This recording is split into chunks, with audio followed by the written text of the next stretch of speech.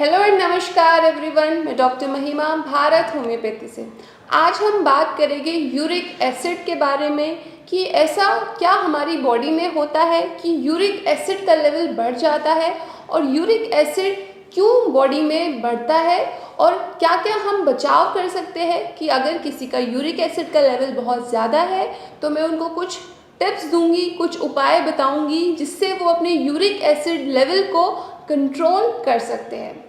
तो बात करते हैं कि यूरिक एसिड आपकी बॉडी में बनता कैसे है, कहाँ बनता है और कैसे उसकी जो पूरा प्रोसेस है इसके बारे में हम बात करेंगे। तो सबसे पहले मैं बताती हूँ यूरिक एसिड, आप जो भी खाना खाते हैं तो खाना खाने के बाद जो डाइजेशन होता है उससे हमारे डाइजेशन सिस्टम में कुछ ऐसे प्रोडक्ट एसिमिलेशन के प्रोसेस के बाद कुछ ऐसे प्रोडक्ट बनते हैं जो कि यूरिक एसिड बनाते हैं। जो भी हम खाना खा रहे हैं वो प्यूरिन्स में टूटता है। प्यूरिन्स में टूटकर, प्यूरिन्स एक बहुत इम्पॉर्टेंट वर्ड है, प्यूरिन्स टूटकर यूरिक एसिड का फॉर्मेशन करता है और यही प्यूरिन्स खाने की चीज़ों से बहुत ज़्यादा मिलता है, जैसे कि मछली हुई, राजमा हुआ, दालें हुई और बहुत सारी ऐसी अन्य प्रकार की चीज़ें हैं जो कि मैं आपको सारी चीज़ों के नाम बताऊंगी। तो यही प्यूरिन जब यूरिक एसिड में ब्रेक डाउन हो रही है तो यूरिक एसिड का लेवल बढ़ रहा है बॉडी में। अगर कुछ वो जो जिन चीज़ों में प्यूरिन्स का लेवल ज़्यादा होता है वो पेशेंट अगर वो चीज़ें कंज्यूम ज़्यादा करते हैं तो यूरिक एसिड का लेवल बढ़ने लगता है। अब यूरिक एसिड का एक्सक्रीशन कैसे होता है? किडनी यूरिक एसिड को फिल्टर आउट करके यूरिन के थ्रू बाहर निकाल देती है हमारी बॉडी से। अब अगर किडनी की फंक्शनिंग में कोई दिक्कत आ रही है तो यूरिक एसिड का लेवल बॉडी में बढ़ने लगेगा। ये दूसरा कारण हुआ कि यूरिक एसिड का लेवल आपकी बॉडी में क्यों बढ़ जाता है।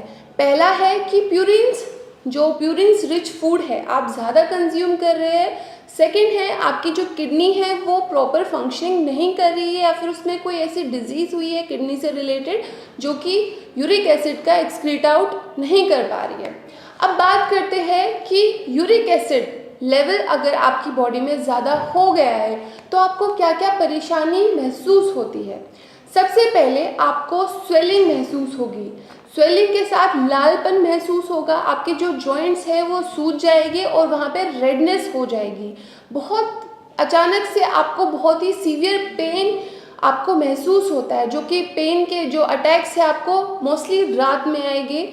और ये हो सकता है कि पहले आपका एक जॉइंट या फिर आपकी फिंगर्स में या फिर आपके पैर की फिंगर्स में या फिर आपकी एंकल में ये गाउट, ये जो यूरिक एसिड के लेवल है उसके सिम्टम आए। फिर सूजने के बाद आपको बहुत ज़्यादा दर्द महसूस होगा, चलने में स्टिफनेस हो सकती है। तो ये सब यूरिक एसिड लेवल बढ़ने के सिम्टम हैं।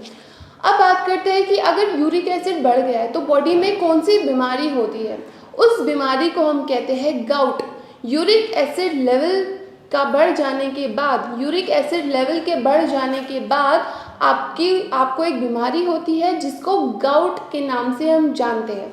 इसमें यूरिक एसिड के लेवल आपके जोड़ों में, आपके जॉइंट्स में उसके क्रिस्टल्स जम जाते हैं। जब वो यूरिन के थ्रू पास आउट नहीं हो रहे हैं तो वो जोड़ों में जम जाते हैं, वहाँ पे वो क्रिस्टल का फॉर्मेशन करते हैं और क्रिस्टल बनकर वो जोड़ों में दर्द आपको महसूस होता है, स्वेलिंग आपको महसूस होती है, रेडनेस आपको महसूस होती है। तो ये सिम्टम आपको नज़र आते हैं।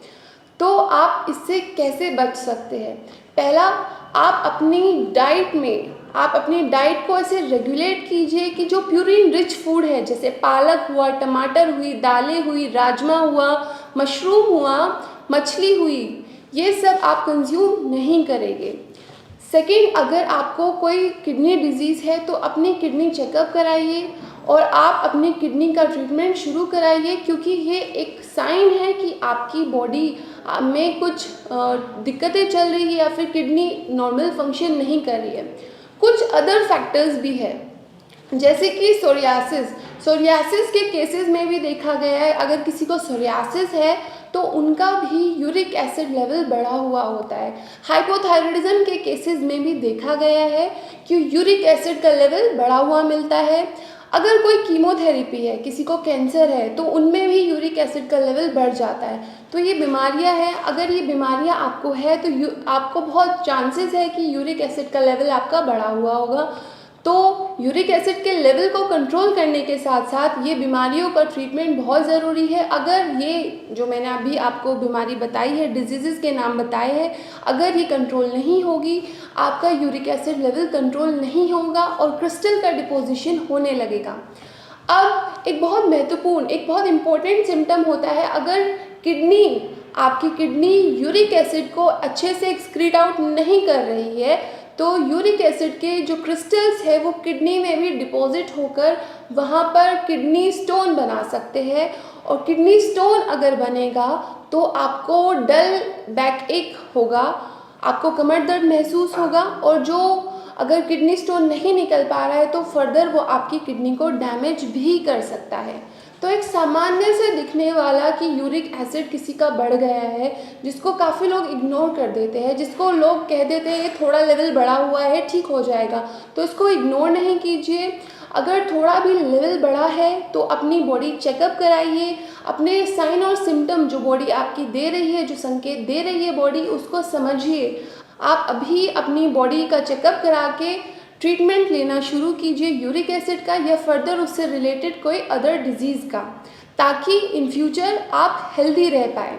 तो अगर आप यूरिक एसिड के लेवल से परेशान हैं, आपका कंट्रोल नहीं हो रहा है, या फिर उससे रिलेटेड आपको कोई अदर डिजीज़ है, सोरियासिस है, किडनी स्टोन है, या फिर हाइपोथायराइडिज्म है, तो आप मुझे डॉक्टर महिमा को कंसल्ट कर सकते हैं। आप मुझसे ओपीडी में आकर भी मिल सकते हैं, और मेरी भारत होम्योपैथी की मेडिकल टीम, हमारे डॉक्टर्स से आप ऑनलाइन कंसल्टेशन के थ्रू बात कर सकते हैं, तो हम आपकी देखभाल कर पाएंगे। जो आपको डिजीज़ हुई है उसमें आपको क्योर दिला पाएंगे।